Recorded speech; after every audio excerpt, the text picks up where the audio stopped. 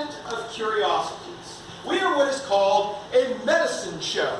Now, medicine shows did not begin in the Old West. They actually began in Europe. At the beginning of the Dark Ages, pretty much all form and structure of government and authority collapsed except for the Catholic Church.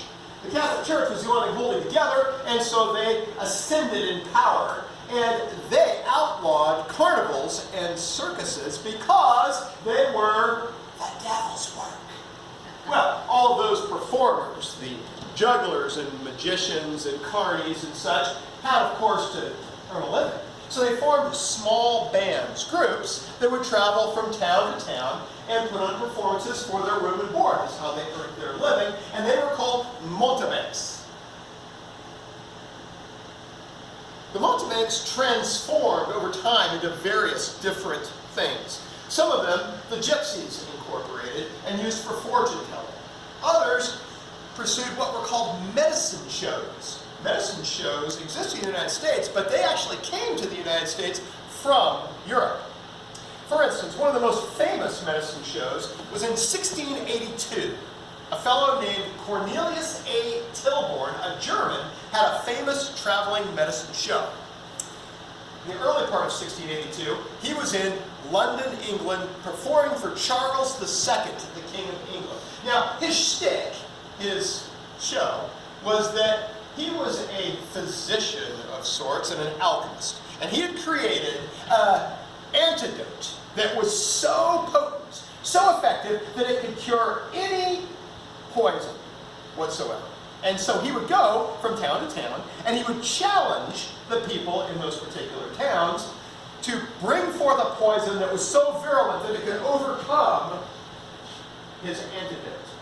So, at the time, he'd come up on the stage, he'd call forth any alchemists or chemists or anyone in town to come forth, and they would give his assistant their poison. Now, his assistant, unbeknownst to them, before the show, would drink about 1.5 quarts of olive oil, which would sort of surround anything that they drank, and then after the show, after he had taken the antidote, he would go and take care of business, and he would survive. Well, this went very well at the court in London. Charles II thought he was quite amazing and gave him many honors and proclaimed him to be the most miraculous alchemist he had ever met. And then his next show was in Edinburgh. Perhaps he underestimated the Scots just a little bit. Because when the Scotsman who had concocted this particular poison came up on stage and administered it to the assistant dropped down on the stage before they had a chance to even give him the antidote, which was the low point in his career, but he continued on with his machinations as he went. It was quite famous because of it. In the early 1700s, the medicine shows jumped over the pond and came to the United States. They would travel town to town throughout the Old West, through the colonies around. Perhaps they came to Hurricane, maybe to the towns where you're from. And they would still have those jugglers and magicians and all the people entertained, but their real objective was to sell their elixir, their cure-all, their snake oil. I am a snake oil salesman. St. Germain snake oil and long life liniment, guaranteed to cure what ails you. The quality goes in before the name goes on, except no substitutes. It's new, it's improved, it's old-fashioned, the only product you'll ever need. It's good for neuralgia, for rheumatism, for heartbreak.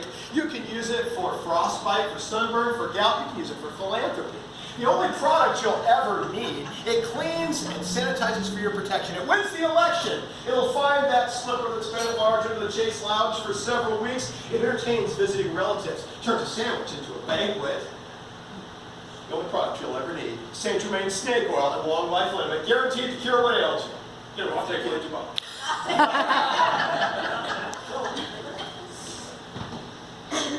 Snake oil is the reason that we have labels on everything.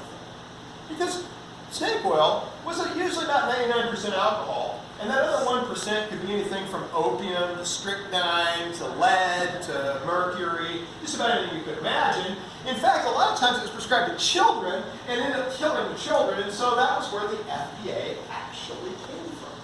Now you'll notice that our snake oil has many different things on the label, including a list of what it'll relieve. Some of those things on there are a little ludicrous, but then again, always profess to cure just about anything you could imagine. And you'll also notice that it does indeed have a label on the back indicating what's in it, because inside this bottle, this very bottle right here, this fantastic concoction is what we now know as hand sanitizer. It's actually hand sanitizer in a very fancy bottle. But that's kind of authentic, because you see, hand sanitizer is about 99% alcohol. So it's got a few other things in it, a little food coloring and some stuff to make it a little bit thicker, but indeed it is pretty much true snake oil.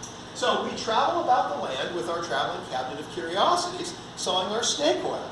It's a pretty fun job, and actually we have our snake oil in various locations around the country. It's sold in New Orleans. It's sold at the Ledbetter Apothecary Museum in Alexandria, Virginia, which is the apothecary where George Washington bought his snake oil.